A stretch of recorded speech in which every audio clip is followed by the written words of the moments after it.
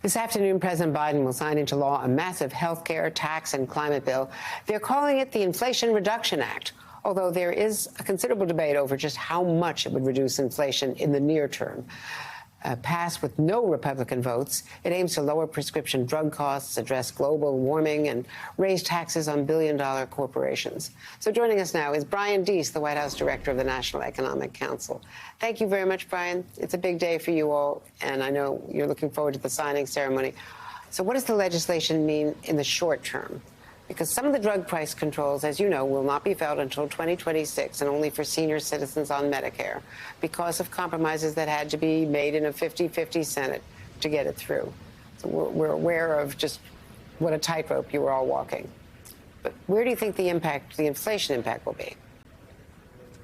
Well, this bill will have immediate impact for the American people, and it will also take on some of the longer-term economic issues that we have never really fully taken on in this country. In terms of the immediate impact, this fall, there'll be 13 million Americans who will see lower health care premiums as a result of this bill. That means concrete savings for people and also the peace of mind that they'll be able to continue to afford health insurance. Starting at the beginning of next year, we'll begin implementing a $2,000 out-of-pocket cap on prescription drug costs for those people who are in Medicare, which is a huge savings, particularly for people who have chronic conditions like cancer. And as you said, across time, Medicare negotiating for better prescription drug prices will benefit the federal government with lower costs to Medicare, but also people as well. But also immediately, and this is often overlooked, the tax credits, consumer tax credits for energy efficiency and clean energy. Many of them are in place as of enactment when the president signs this bill. So that means that a family who's thinking, who needs to upgrade their heating system or their air conditioning or their appliances, those are costs that everybody has to do. This bill will give people a tax credit that will make those cheaper. And also to put in energy efficient appliances or energy efficient heating, that means they'll pay less on their utility bills going forward as well. Those are benefits that people are going to start to see immediately. Now, so why does the Congressional Budget Office, which is bipartisan, estimate that the proposal is only going to change the inflation rate by less than 0.1% over the next 2 years in either direction?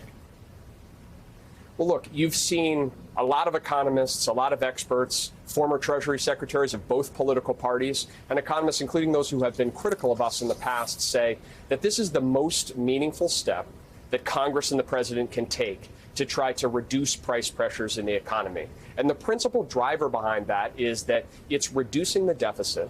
So it's complementary to what the Federal Reserve is trying to do at the same time that it's actually providing those direct savings to consumers. And so, look, there are different models that show different magnitudes of impact. But one place I would say that I think most models underestimate is on the energy side. This bill will increase supply of energy, more affordable energy in the United States.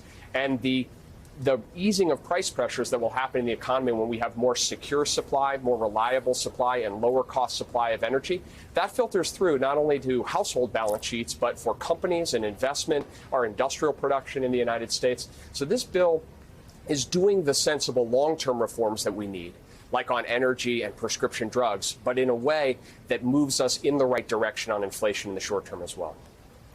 And as you point out, one of the biggest achievements is on climate change. It's expected to reduce carbon emissions by 40% by 2030.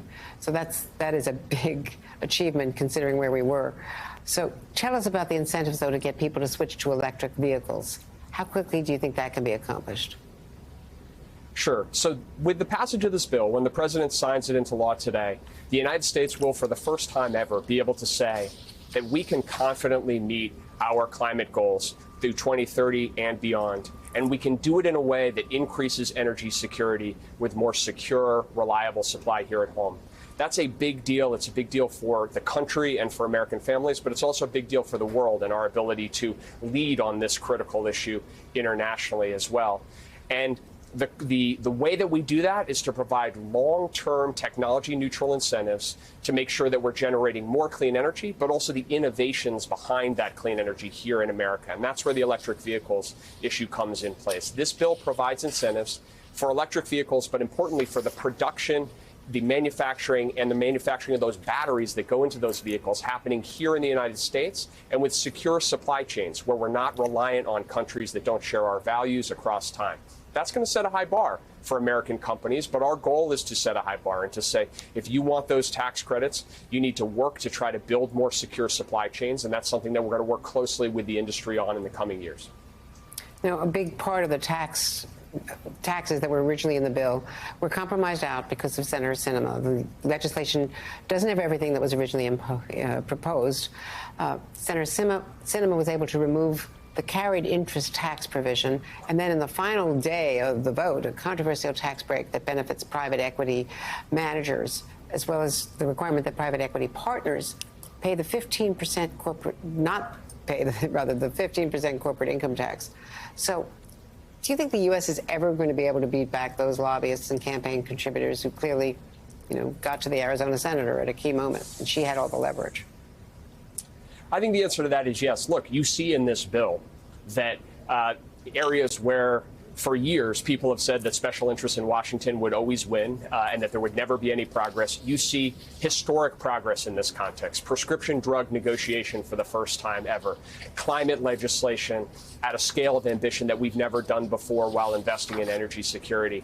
All of these are areas where we have been told in Washington consistently that the special interests would always win out. Is this bill perfect? No. We have more work to do. Certainly carried interest is something that the president is committed to fixing and solving and will stay at it. But on the tax side, what is in this bill is quite significant. We will, for the first time, have a corporate minimum tax that makes sure that companies have to pay 15% of their income and the income that they report to Wall Street investors in tax. And so that the days when companies can say that they've made large profits but then end up paying nothing in tax because of complicated accounting rules, those are going to be over as a result of this 15% minimum tax. That's a big step forward, and we're going to make a historic investment in the IRS to make sure that the wealthiest Americans that use complicated accounting and lawyering techniques to avoid paying taxes, that we're going to crack down on that as well. And I want to add, we're doing all of that, notwithstanding some of the misinformation that's out there. We're doing all of that without raising taxes at all on anybody making less than $400,000 a year. As you know, that was a commitment that the president made, and he's making good on that commitment with this legislation. Yeah, there's been a lot of misinformation about that. Thanks for clearing it up. And thanks for making sense of all of this, Brian Deese.